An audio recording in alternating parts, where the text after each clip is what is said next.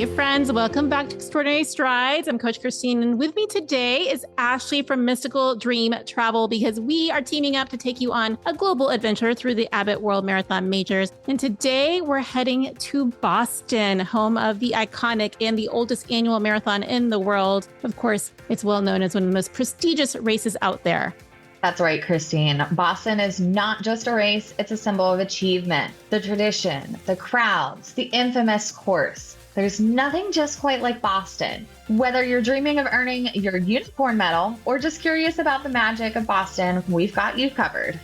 So I'm going to be honest with you. I'm a little nervous about this race and having this discussion because, again, we have some friends in the Northeast. And I feel like if I don't nail the details, they're going to come at us, my friend. So I think, though, for today, I want to reassure you guys, we did our homework. So we're going to drive into the race history. We're going to talk about how to get in, the best parts of the course. In our opinion, we know that it's subject to be changed, where to stay, what to eat, and everything you need to know to make the most of your Boston experience. So are you ready, Ashley? Absolutely. Let's lace up and hit the street of Boston. See, I'm even nervous about that. How are we supposed to pronounce Boston? Okay, I digress. Let's start with a little history because, again, this race it has a legacy. It's legendary. The Boston Marathon began in 1897, inspired by the marathon event at the 1896 Summer Olympics. And at that time, only 15 runners took to the streets, but today it attracts over 30,000 runners every single year. And the Boston Marathon has grown into more than just a race. It's a part of the history of the city. It is, yeah. It is held on Patriots Day, but it is a very much local holiday that everything shuts down for this race. So you have the support of the entire community coming out, cheering. The energy is just incredible for this race. And there's a lot of stranger danger along this course, but we'll get into that later. Yes, there is as well, for sure. And we can't talk about Boston without mentioning its groundbreaking role in women's distance running. So in 1966, Roberta Gibb became the first woman to run the marathon, though she did it unofficially. So she literally had to hide in the bushes at the start and join the race after it began. And that's such a crazy story because you think about it nowadays and like to even imagine a world where she was hiding. It's just incredible how far we've come. It wasn't until 1972 that women were officially allowed to compete. Nina Kusick became the first female champion that year, and it really paved the way for so many women to break barriers. And a shout out to Catherine Switzer, the first woman to actually run it with a bib. Everyone who has been running for some time is probably really familiar with that 261 bib that she has. She now has her own nonprofit with it. But also this kind of history and the fact that this was not so long ago is why the Women of World Marathon Majors Facebook group exists. So please, if you are pursuing the World Marathon Majors, come join us there. And of course, we cannot talk about the history of Boston without acknowledging 2013, a tragic but pivotal year in its history with the Boston Marathon bombing. It left the city and the running community completely shaken, but it also led to the rallying cry of Boston Strong. And that resilience is still felt every single year when people toe up to that start line. Absolutely. I still just get chills even thinking about it. It's such a pivotal moment of that race, but they really took it and made it into something beautiful. And then we move into 2018 when Des Linden became the first American woman to win Boston in 33 years. This year, they had freezing rains, brutal conditions, and she pulled everything off to win it. It's incredible. It really is. I mean, I truly get chills, and also reading her book and hearing it because I listened to the audiobook of her accounting of it is just absolutely incredible. But if you're wondering just how fast you need to be to break records in Boston, in case you know this is something you want to add to your bucket list, I'm going to drop in a little bit of the current course records. Again, I cannot stress this enough. These could be broken this spring, so stay tuned. But as of right now, men are at 2:03:02, and that's by Jeffrey Mutai in 2011. Women's is held at 2:19:59 by Buzinesh Deba in 2014. Men's wheelchair is 1:17:06 by Marcel Hug in 2017, and women's wheelchair 1:28:17 by Manuela Schar.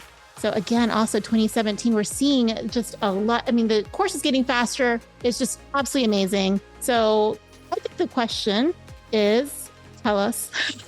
What are you thinking? How do we get into this race?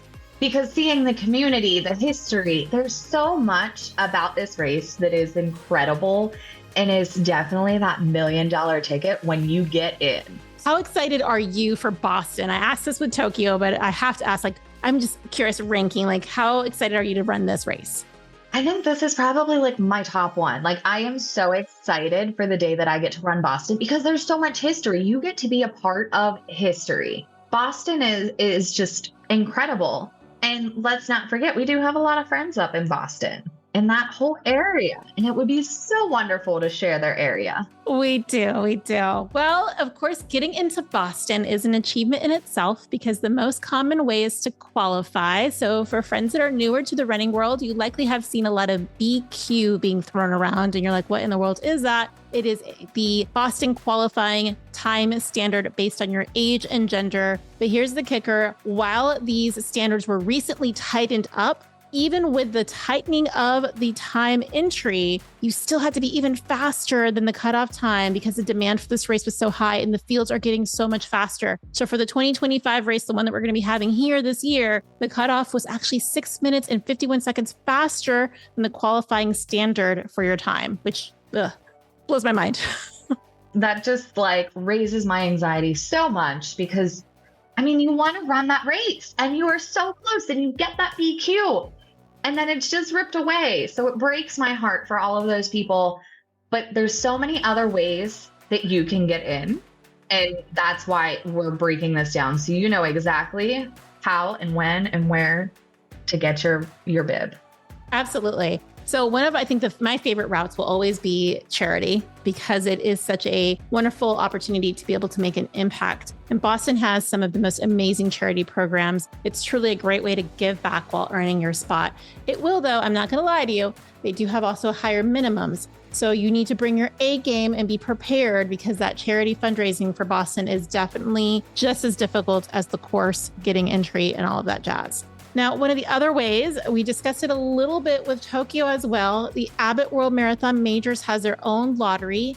And if you have 5 stars, meaning you've run the original 6 except for Boston, you can get an entry into that drawing. And actually, I know someone who literally got that golden ticket. So it's really important to know that you have to go register with the Abbott World Marathon Majors website to enter into these drawings. But for international runners, there's also the option of tour operators that offer travel packages that include the race entry. Absolutely. There's a little bit of option for everybody for this race, whether you're the speedster or you want to run for a cause and give some more meaning to your miles. It's just a great race to get everybody involved in. I think it's super important to know that once you cross that start line and you get to that finish line, that regardless of how you gained entry, you are one of the extraordinary group of runners who have conquered Boston. But we want to definitely talk about how I have my golden ticket, I'm making my way to Boston, and automatically I'm thinking of that song, Shipping Up to Boston. Let's talk about some of the questions that folks have. And I think one of them is how do I plan my race weekend and when should I arrive? So what do you think about that, Ashley? So you always want to travel in and give yourself plenty of time to get acclimated, whether you're going overseas, in your same time zone, or even another area. So we always recommend 2 to 3 days before the race. So you have time to go to the expo and shake out your legs, maybe with an easy run. There's so many different groups that do shakeout runs before these races now. And it's wonderful that you can kind of meet new people, all while kind of giving yourself a little shakeout for that big race. And then there's so much to do and see in Boston on marathon weekend. And it goes back to that community of they took something so terrible and just made something beautiful out of it. You have to go see everything that they do around the city. You can also partake in the BAA 5K to the course preview tours as well. Yeah, I really suggest that if you want to save your legs a little bit, because you could essentially, to your point, Ashley, you could almost do a full marathon of just shakeout runs the day before because there's so many of them being held. So we don't want to necessarily do that. We want to just pick one and go with that. But if you want to save your legs a little bit, grabbing your spot on one of the course preview tours, off the top of my head, I know that Marathon Tours offers it, but I'm sure there's a few others. And it basically is a bus like historical tour that starts you at the start line, brings you to the finish line, and kind of gets you a little idea of what to expect on race day, because this is a point-to-point adventure. So we're going to break down the course a little bit. The point-to-point race starts in Hopkinton. See, Boston friends. How do I say this, Ashley? Hopkinton. That's how I'm. Okay, I'm pretty sure that Sue's going to give us a call after this actually airs. Okay, and it finishes at the Copley Square in Boston. It's known for its net downhill start. We're going to talk a lot about that because that net downhill start, it's no joke. Also goes to the infamous Newton Hills, which includes Heartbreak Hill at mile 20. Absolutely. And I know this course is so many ups and downs. And I know our infamous Sue, that will certainly call us out on our history, likes to stand around Heartbreak Hill to give you that little pep in your step. I think that's what everybody should put on their bucket list, is to see Sue cheering folks on at Heartbreak Hill, especially if you're running and racing. So big shout out to our fabulous Fridas. But what's really important with this race from a race strategy point of view is that those first few miles are net downhill. They're going to feel very easy. You're going to feel like you're flying, and your quads are going to hate you if you continue to do that. And those quads are going to be needed when you hit those rolling hills in Newton. So please do take into account having a good race day strategy. And we can't forget to talk about our landmarks, because we do see a lot of that. But the biggest one, I think, in my opinion, is Screen Tunnel at the Wellesley College. Around mile 12, you hit that. This is where students cheer so loudly that it's deafening. So it gives you that kind of like boost to keep on going. You know, who doesn't love when you have a crowd cheering just for you? Like nobody else is there. It's your own personal cheer squad. You can also get the infamous kiss, though, too, here, like in the Scream. So are you going to get a kiss? Oh, that takes stranger danger into a whole other. Yes. And that might be a little far past the line. But there's also so many wonderful things. There's the Sitco sign near mile 25. That Sitco sign. I feel like every race course has a point where I'm just like, I don't know how much I love that part. That Sitco sign, it was mean. It was like, it personally attacked me because I was like, I'm so close. And yet I really wasn't. But of course, there is the iconic turn and marathoning. You might even see shirts and different paraphernalia with it, which is right on Hereford and left on Boylston. And that final stretch is unforgettable because while the crowd does roar from start to finish, here it's just mind-blowing as you approach that finish line. Absolutely. You're making history. Okay. Let's talk a little bit about that finish line course time limit. And then we're going to come back and talk about that weather, because I agree with you as what you said in Tokyo. If it was up to runners, no, we would start looking at the race weather conditions like a year ahead of time. So we're going to talk a little bit about that. But the course limit for Boston is rather strict. They have officially a time limit of 6 hours. We know for sure that it does stay open a little bit later. How much later? We don't 100% know. We also know that this includes 6 hours from the time that the last wave of runners gets started. So of course, faster runners from earlier waves have more time to finish. So I know that can be a point of contention for folks, but what are your thoughts about it? I always think don't stress too much. Have that kind of mindful awareness of where you're at. But at the end of the day, it's your race. So always put your best foot forward, but just go out there and have fun. This is one of the best races, in my opinion, in the world because of the environment that you're in. So just kind of keep that in the back of your mind, but don't stress too much. Yeah, I agree. And I think this one comes back down to make sure that in your training, you're incorporating those hill repeats and those rolling hills for your long runs. So you can really feel like you're prepared on that course. That would help to minimize the anxiety.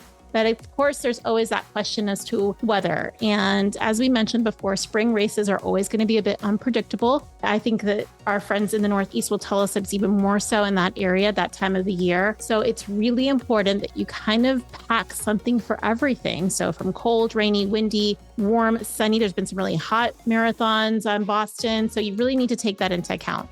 Absolutely. In 2018, the runners faced freezing rain and gusty winds. Like that's something that they weren't expecting. But then in 2022, we saw absolutely perfect running conditions in the mid 50s. So it goes back to making sure you're training in what you were planning to run in.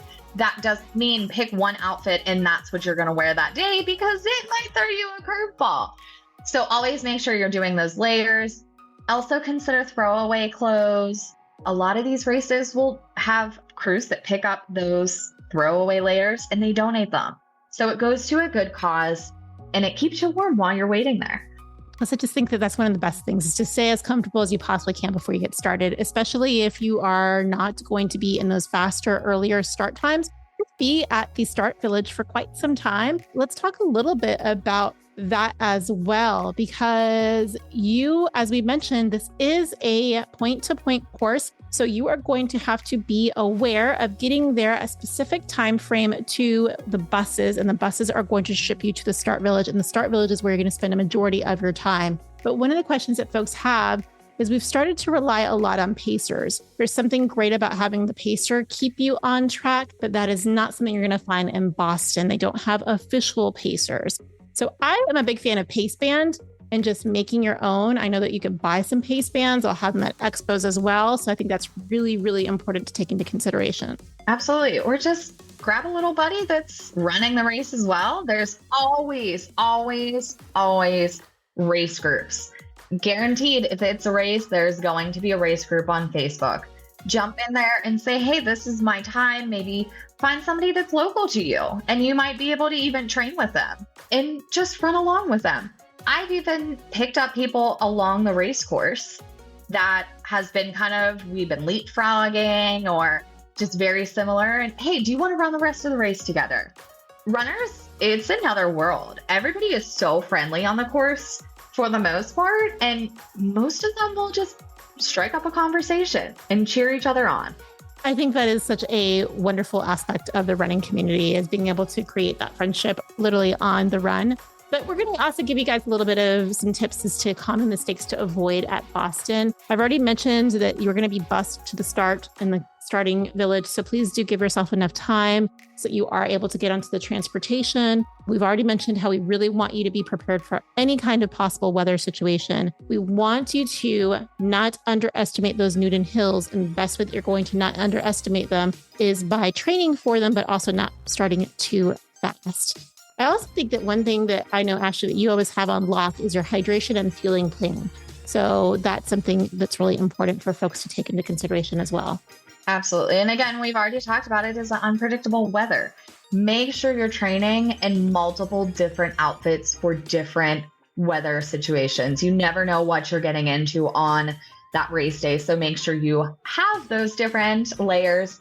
And also don't forget them at home, because when you're planning to leave, you're getting in there 2-3 days, maybe sometimes earlier in advance. And you don't have that luxury of just running down to the store and grabbing something, although that's a great option when you need to. You didn't train in that. So that can cause some big problems on race day. So making sure you bring multiple outfits for that race day and those throwaway layers as well.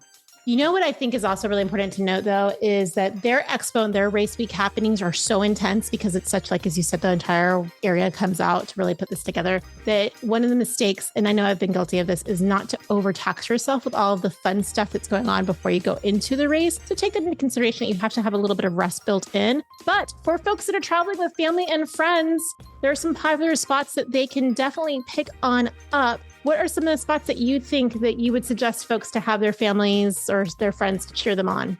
So, of course, the Scream Tunnel. I mean, you could start there. You might not have a voice by the end of it, but definitely there.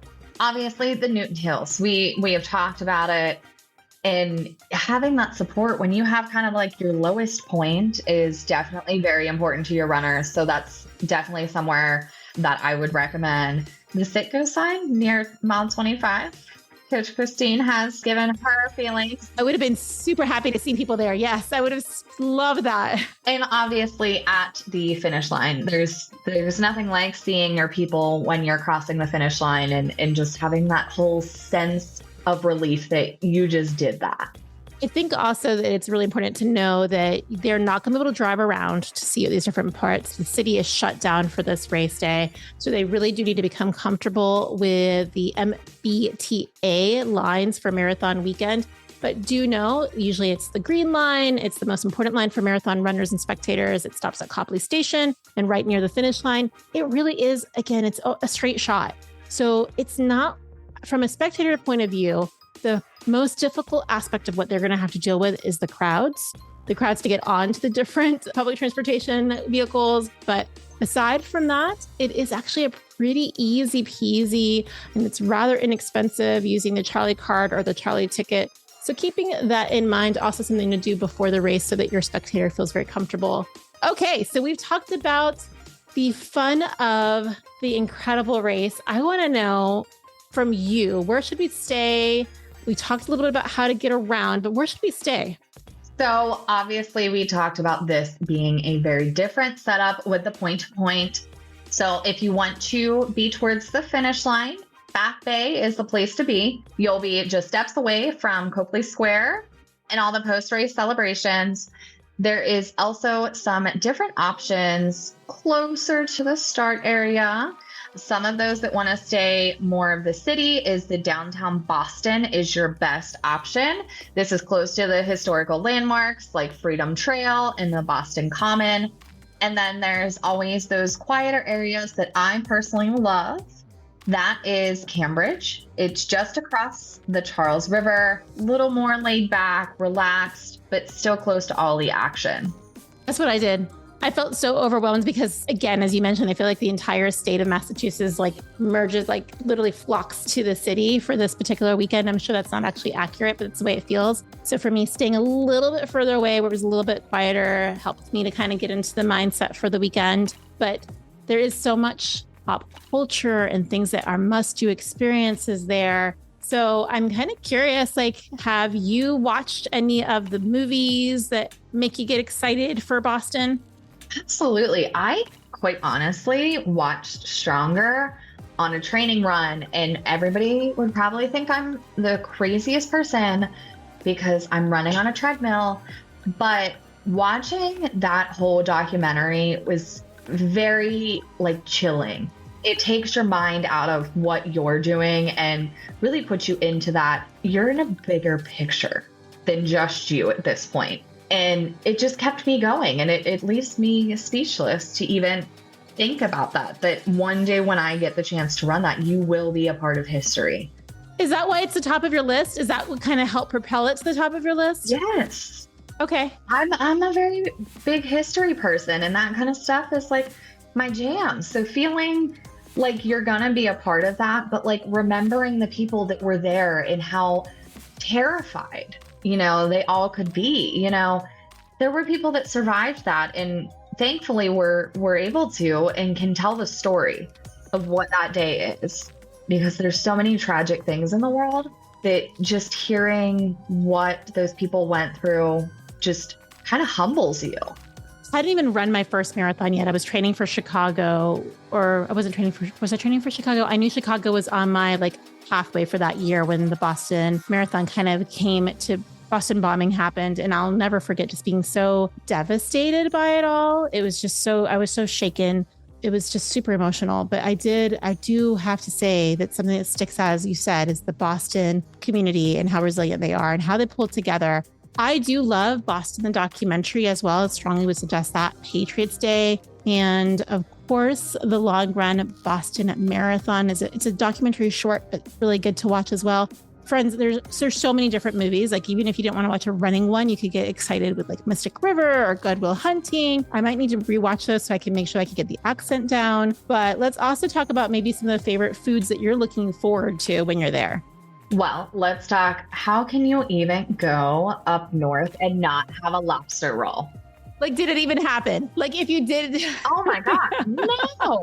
No. Another kind of thing that they're known for is their clam chowder. Going and having that kind of local cuisine is out of this world. Another one that is very well known is the Boston baked beans. I didn't have any of those when I was there. Don't hate me, folks. I didn't. Don't worry. I know. Don't tell anyone. The secret's safe with you, right? Absolutely. But I do know, of course, there's also some great pastries, Boston cream pie and cannoli. So definitely some great things to check out. How are you celebrating your unicorn moment when you get that medal, my friend? So you have to take the pictures or it didn't happen. Why wouldn't you? Absolutely. Pictures. It's such a monumental race. get some food, maybe a lobster roll or two, Yes. Absolutely. And visiting the Charles River Esplanade. Why not just sit down? And getting your photo with that. Yeah. So are you team selfie, or do you want to pose for the photo? Like, do you want somebody to take a photo so they can get like the entire picture? Or are you just happy with your selfie? After my marathons is definitely a pose for a picture. Okay. Because I am not holding my arm up to take my own picture. Says the girl who held like 400 pounds worth of medals for your perfect Run Disney season. I think you're capable of it, my friend, but I'm with you. I want that whole photo. Well, with that said, friends, we hope you enjoyed our little bit of this journey to Boston Marathon. We are so excited to have you diving into the World Marathon Majors with us all. Don't forget to connect with us in the Stride Collective or the Women of World Marathon Majors Facebook groups. You'll find those links in the episode notes. Next, we're heading where? We are off to London. Yay! We're going to practice those London words. So stay tuned for more marathon magic. Until then, my friends, keep striding toward extraordinary.